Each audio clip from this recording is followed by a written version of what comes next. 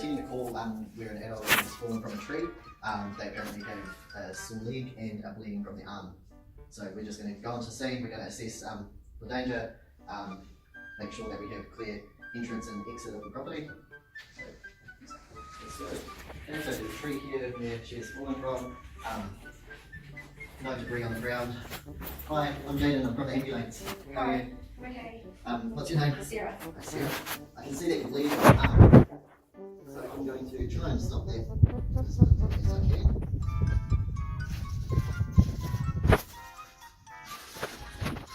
So I'm going to just wash this wound off a bit with the sealant here. Also going to use a combine dressing. I've chosen this because it covers the area of the wound, which is about 15 centimeters. Now I'm wetting this so it stops it from sticking to the wound, because if we were to remove this when it is stuck to the wound, it may cause it to start bleeding again. So I'm pulling this tight, applying as much pressure as I can to the area.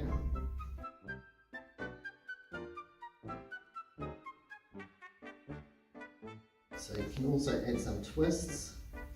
This also adds extra pressure to the wound.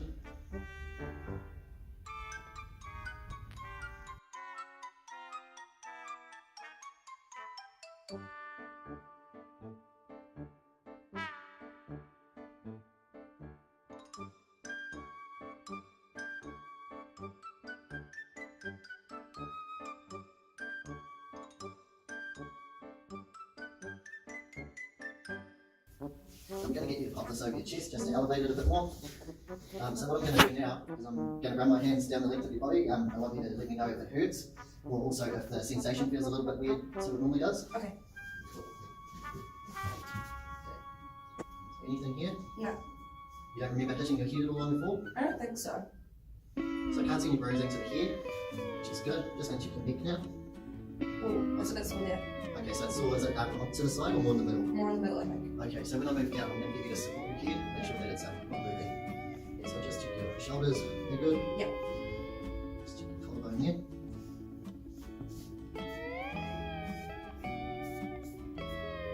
That will feel normal? Yep. Okay, just on the chest there. So in this case, I would remove the shirt, because I'm looking for even rise and fall of the chest. Because she's fallen from a height, it could cause a pneumothorax or flail chest. So making sure that it's rising evenly on both sides, which it is. I'll get you to jump the head now. Just checking the sternum here. How's that? That's okay. Okay. And how's the ribs feeling? Normal. Can you take a deep breath in and out? Does it hurt when you do that? No. Okay, so that's good. Seems that there's no fractures to the ribs. How about the back? How's that? That's okay. It feels normal. Yeah. There's no blood on my hand, so there's no wound. I would lift up your shirt as well to check your stomach, but I'm not going to do that for the video. I'm just going to place my hands here, make sure there's no distension or anything. Is that all good? Yeah. Checking the pelvis.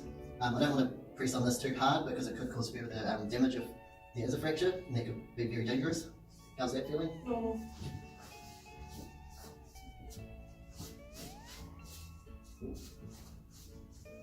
This is fine? Yeah.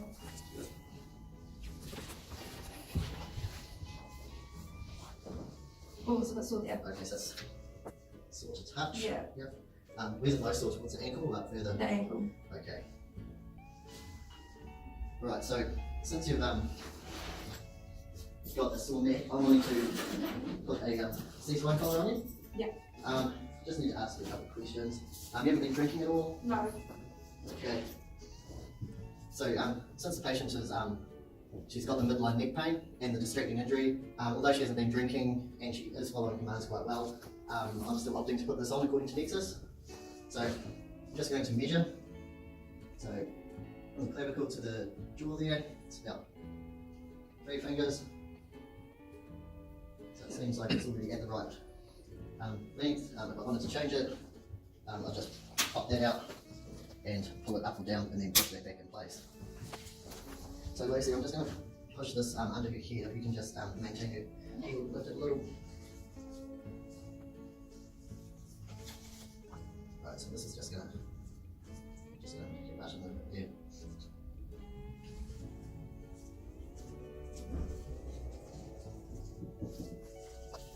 Okay. So she does have earrings on. This is another thing to be mindful of. patients with earrings, they can get pressure injuries from these collars. So we would probably actually take them out for this video. She's not going to have one that long. Just checking the arm again. You can see that it's bleeding through a bit. So I'm going to apply more pressure.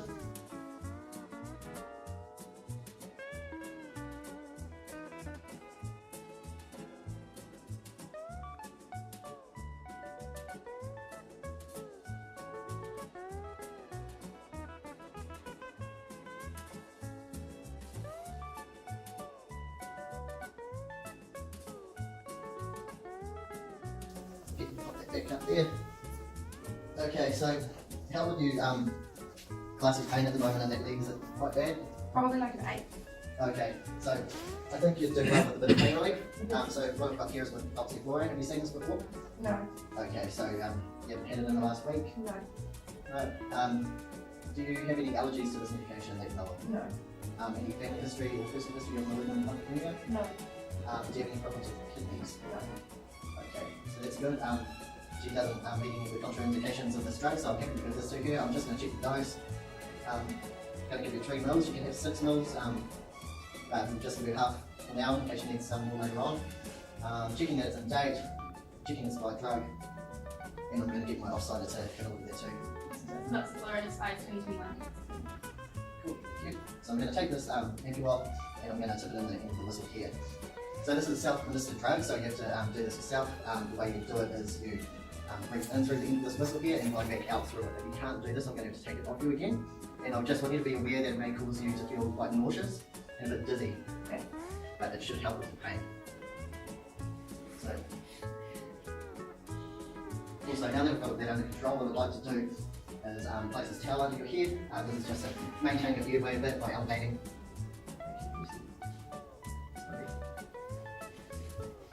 Right, now that you've got your pain relief, I'm going to have a look at your legs. Okay. So, what we do is we cut the pants legs up so we can see them clearly. Probably cut these laces too to get these boots off.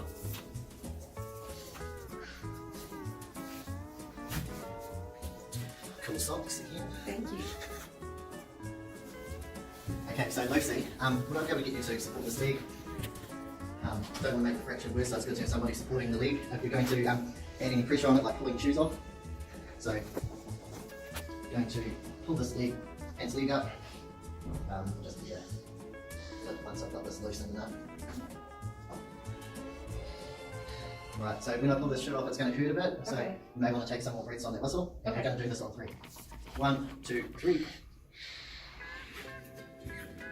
Taking the sock off. Okay, so looking at the legs, I can tell this one's a bit more swollen. It's more red. They both feel about the same temperature-wise. Just checking the pedal pulses. Yep, this one is a little bit slower than this one, but I can still feel it, so I'm quite happy with that. Checking for the capillary refill. 1, 2, 1, 2, which is good. Can you feel when I touch your foot here? Yeah. Can you wiggle your toes? Good. How about this? Can you feel that? Yes. Can you wiggle the toes on that foot? Okay, so they're not wiggling quite as much. This could be because of the swelling, or it could be from pain. So what I'm going to do is I'm going to put a splint on your leg. Okay. It's going to hurt when we do this. But it should alleviate the pain once it's all straightened up. Okay.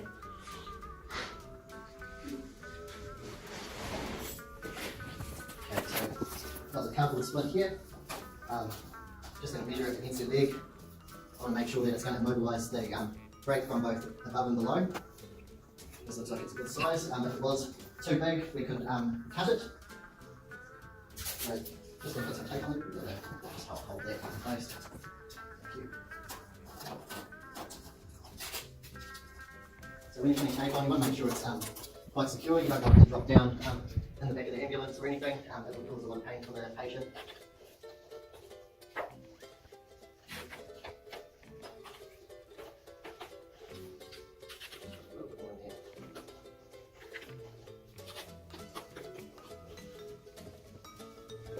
Just going to put this towel in here to make sure it's not going to irritate the patient's skin or be too uncomfortable.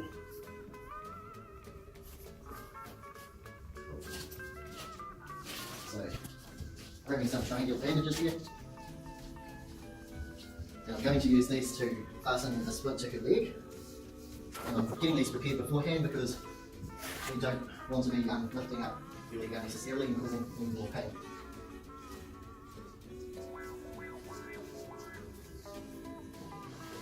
Okay, so Lucy, I want you to lift your leg up.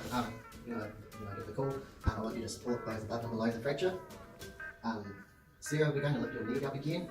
So I want you to take some breaths on your whistle, and we're going to do this on 3. Okay. Okay, so 1, 2, 3. So I want to make sure the foot's right at the end, so it's giving as much support as possible.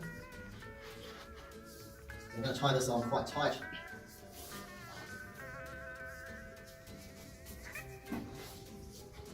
Also making sure the site of the fracture is clearly visible. How's that feel, Sarah? Better. That's good. So again, just going to check your feet. So feeling for repeated pulses. Feel both. 1, 2, 1, 2. Cool. And can you feel your foot when I touch there? Yep. Yeah? Yep. Can you wiggle your toes on this foot and this foot? Cool. Quite happy with that. Okay, so I'm just going to check this arm again, Lucy. You can go back to your heel, please. I can see that it's bleeding again. So I'm going to stick this tourniquet on your arm. Sarah, it's going to be quite tight and it could be uncomfortable, but it does need to stay on until you get to the hospital. Okay. So I'm just putting this about 10 centimetres up the side of the wound. I'll put your wrist arm down here. Twist it. Pulling this quite tight. And take that off, and I'll twist this until it's really tight, feeling for the radial pulse to stop. That's how I know it's tight enough. So I've locked that in place in there, put this over, and I would write the time it went on, because that's important for the hospital staff to know. I'll take the bandage off. In reality, we would cut the bandages off, but since this is a simulation, we need to reuse these, taking them off.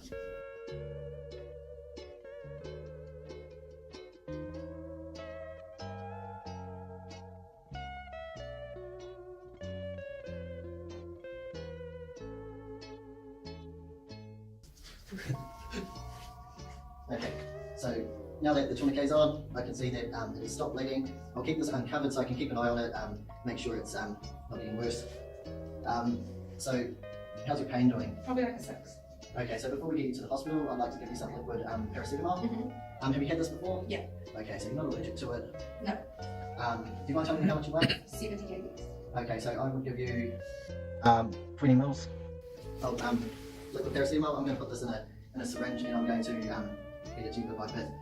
I'll do this because the patient is lying down, she's got a neck collar on, and it may be difficult for her to swallow pills. So I'll also get offside Lucy to check the dose with me, make sure it's all in date, same as we did with the oxychloroquine. Before we go, I would also like to get a set of baselines. This one. So I just want to check your blood pressure and all that sort of stuff. It's important to check your blood pressure, make sure that there's no internal bleeding. We might be able to notice this through trends in her blood pressure. I also want to check your eyes. Okay. Because you have fallen from a height, I want to make sure there's no possible trauma to the head. Mm-hmm. Yep. Both pupils are even and reacting to light. So, got this blood pressure cuff here. You had blood pressure taken before? Yeah. Cool, so you know that it can get quite tight. Yeah. Yeah, get some of that because I'm going to be using this arm. So I'm making sure that this is on the radial artery. Putting my gauge where I can see it. So I'm going to pump this up until I can't feel the radial pulse, and then I'm going to put this over the brachial artery, listening for when the sounds start and stop. That will give me my systolic and diastolic pressure. Okay, so I'll do that now.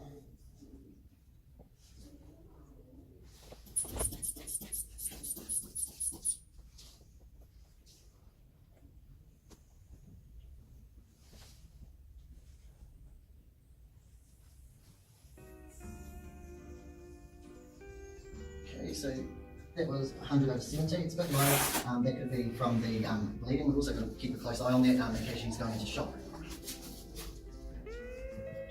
So I'd also like to check your heart rate. So I'm going to borrow this hand again. I'm just going to place this over your chest.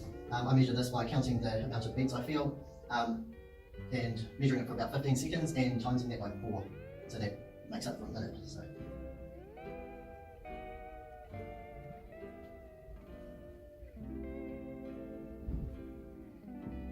Okay, so the pulse is sitting at about 85.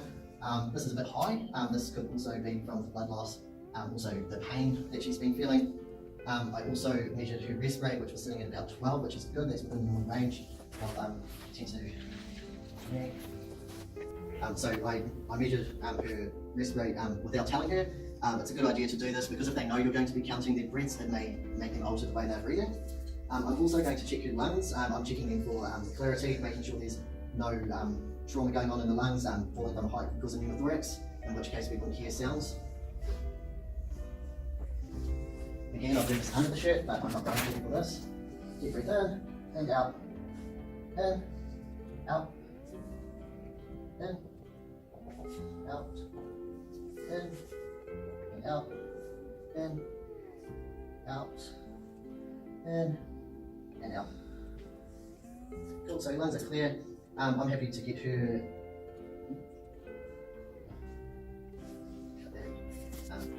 Can I borrow your please? Yeah. Thank you. Just checking your kit refill. Sweet. So that's good. It's within the 2 to 5 second or 1 to 5 second range. So with all that being done, the bleeding stabilised, the leg has been mobilised, and her neck brace is on. Pain is managed, and I'm happy with her vitals. I'm looking at getting her onto our stretcher and into the ambulance into hospital. Are you happy with that? Yeah.